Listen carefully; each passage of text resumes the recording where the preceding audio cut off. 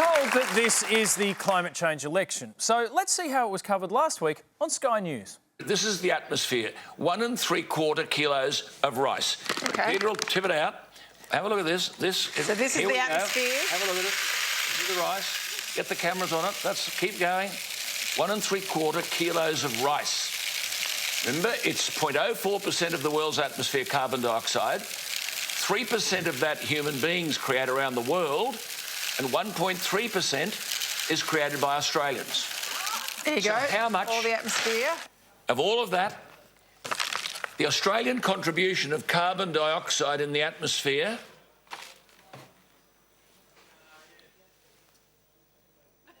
is equal to, there we are. Let's have the camera up on it. Can you see it? 1 grain. Can't see it. Where's our camera? Come on, boys, you're asleep at the wheel here. There he is. 1 grain. And who's swallowing this stuff? Well, it's rice, Alan. Most of the world is swallowing it. But while the camera missed the rice grain, they did capture the moment Peter Credlin began to wonder why she quit politics to count rice for Alan Jones. Now, Sky News' great show Cooking the Planet with Alan and Peter isn't alone. Australians are constantly being told that our contribution to global emissions is too small for us to do anything to help. Nothing, because nothing we do makes a difference to the climate. Nothing that we do here in Australia will have any effect. Nothing we can do can actually deliver a positive outcome. This nonsense that somehow this country producing about 1.3% of global emissions can, quote, save the planet. Our carbon dioxide contribution to the atmosphere. Staggering. Staggering that people could just be so stupid, that politicians could be so dumb, but they don't do any homework, you see. They don't read. This lady and I do our homework.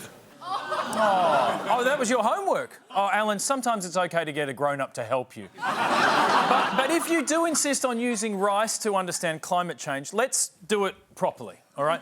This is Alan and Peter's science project. All right, now, can we get a camera on that from the top? Can we see that? Come on, you're asleep at the wheel, boys.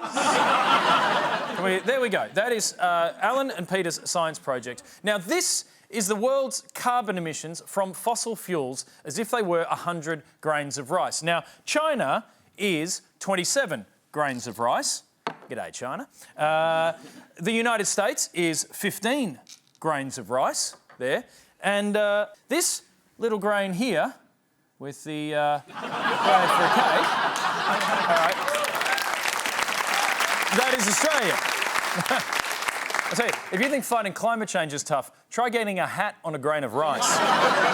Now, Australia's contribution doesn't seem like much, but neither does that of other smaller emitters, like England, hello, Gov, or France, sexualité. But if you take all of these other countries who, like us, contribute 2% or less to global emissions, they actually make up 41% of the total, or the largest chunk of the whole meal. Now, together they can have a major impact, but if they each decide that they're too small to make a difference, then this rice is going to get fried. Now, I could sit here and tell you that if everyone adopted Australia's approach, it could lead to a catastrophic 3 degrees of warming, or that the Prime Minister admitted just last week that our current carbon emissions are still going up. But instead, I want to talk about this 1 grain of rice, Australia. Now, usually we take pride in punching above our weight, whether it's the America's Cup, or the Olympic medal tally, or our hugely successful Hemsworth export industry. And yes, maybe we're just 1 grain of rice, but we've always been just 1 grain of rice.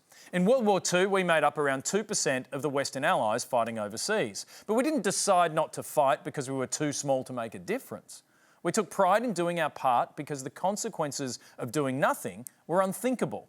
And we teamed up with countries like England, who this month declared a climate emergency and just last week went a whole week without burning coal.